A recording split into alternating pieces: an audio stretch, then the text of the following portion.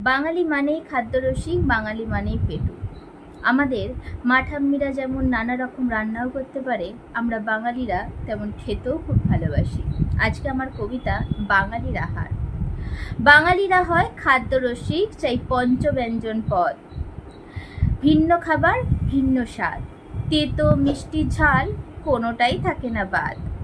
চিংড়ির মালাইকারি, বেগুন বাহারি, নারকেল কোড়া দিয়ে স্বাদে সৌন্দর্যে দুটোতেই মনোহারি। ঠাম্মির হাতের নানান আচার, গ্রীষ্মের দুপুর, মুখের স্বাদ ফেরাবার একমাত্র ওষুধ। কলকাতার ফুচকা দেখলেই মুখে জল, ডায়েটটাও ভুলে যাবে যদি একটা ফুচকা খাও। রবিবার দুপুরবেলা মায়ের হাতের মাংস কষা, এক সপ্তাহের অপেক্ষার জমে যাওয়া দুপুর একটা।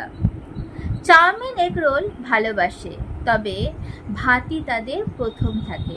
বিউলির ডালে আলু পোস্ত, বাঙালিদের ইমোশনস জড়িয়ে থাকে। জল ভরা রাবড়ি, মিষ্টান্ন পদ, গরমকালে মিষ্টি দই হৃদয় জুড়িয়ে দেয়। যতই ফিগার মেনটেন করি নিজেকে সামলে, রসগোল্লা সামনে পেলে আর কে বা আটকে রাখে। খাবার আমাদের ভালোবাসা, রান্না আমাদের আর্ট। তেল চর্বি জমে জমুক, নেই তো মোদের লাজ, কারণ আমরা বাঙালি বস।